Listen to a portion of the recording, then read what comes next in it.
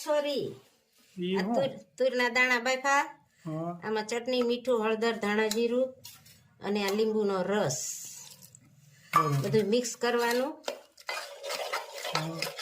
અને પછી મસાલો ભરવાનો. પેલા કેવું પાણીપુરી જેવું થાય. હા પાણીપુરી જેવું જ થાય. સરસ મજાની બે કચોરી આ તદ્દન નવો ધડાકો નવી રેસીપી કચોરી કચોરી એમાં હું ભેળવ્યું છે આ તુરના દાણા હોય ને એના બાફા પછી ચટણી મીઠું હળદર ધાણા જીરું ને લીંબુ બીજી આઈટમ કાંઈ બસ બીજું કાંઈ નહીં. ઠીક અને આ તુવેરનું જ વધારે છે ને આ તુરની જ બને કચોરી. બરોબર છે અને લીલી આ લોટ બાંધવાનો છે પછી પૂરી વણવાની પછી એમાં મસાલો આમ મિક્સ કરીને ભરી તળવાની. ઠીક બરોબર આ ઠરી જાય આ લોટ બંધાઈ જાય. સરસ મજાની કચોરી બની રહી છે આ તો નવી રેસીપી છે રેસીપી છે ભાઈ કચોરી વાળી.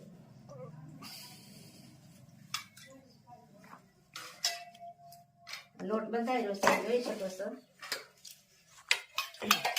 સેજ કડક લોટ બાંધવાનો રોટલી જેવો ઢીલો નહીં બાંધવાનો એટલે પૂરી સરખી થાય ને સારી થાય. આમાં મીઠું અને ધાણા જીરું અને મોણ નાખ્યું હોય લોટમાં.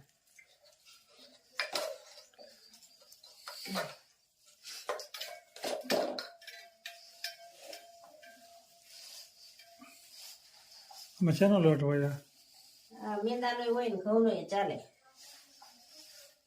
કચોરીમાં. અને બે મિક્સ હાલે થોડોક મેંદો ને થોડોક ઘઉં. મેંદો ભારે પડે એટલે બે ઘઉં અને મેંદો એ બે ને પૂરીઓ બને હા અને આ તુવેરનું છે આપણે પાણીપુરીમાં કરીએ એવો જ મસાલો ઘણો ખરો હા સ્પેશિયલ તુવેરનું છે ખાલી તુર હોય આમાં કચોરી કચોરી. કચોરીની નવી તદ્દન ધડાકો રેસીપી કચોરી સરસ મજાની રેસીપી તૈયાર થઈ રહી છે ભાઈ આજ તો હા મસ્ત મજાનું બનશે આજ ભાઈ.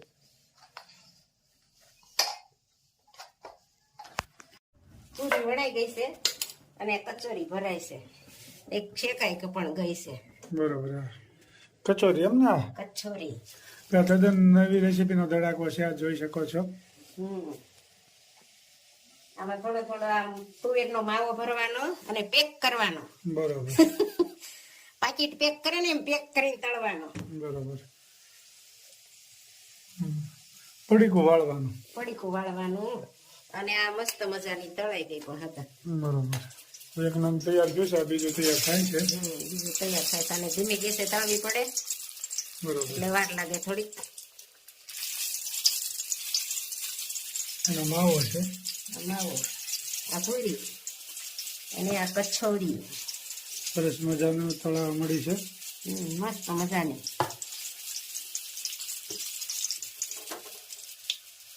જો એકદમ ગ્રીન કલર રેડ ઉપર થોડીક થવા દેવાની એટલે અંદર બધી બફાઈ જાય ને શેકાઈ જાય મસ્ત મજાનું સરસ.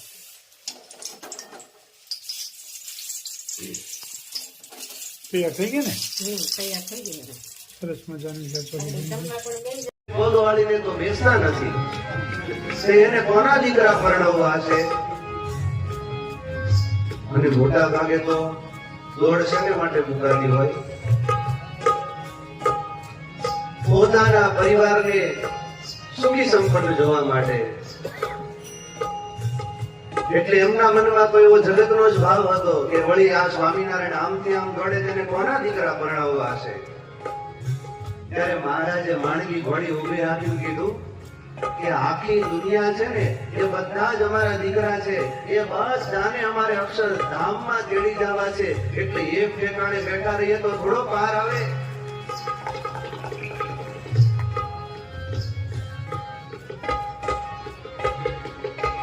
ફરી ફરી ફેરો પડે એવું કરવું નથી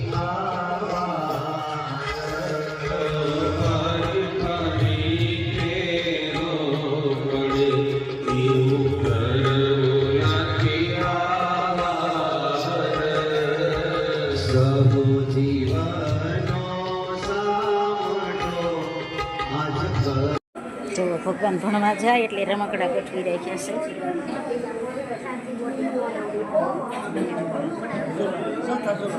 ઝૂલતો ઝૂલો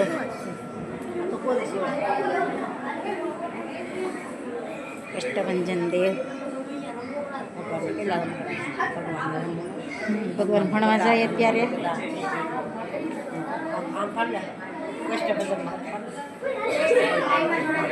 કષ્ટભંજન દર્શન કરીને જય સ્વામિનારાયણ બેસી ગયા છે એ જવા ગરડા પૂગી ગયા છે જય સ્વામિનારાયણ સરસ સરસ દર્શન કરી લીધા બધાએ જય સ્વામિનારાયણ ચરણારવિંદના દર્શન જય સ્વામિનારાયણ બોટાદમાં ચરણારવિંદના દર્શન કરવા આવ્યા છે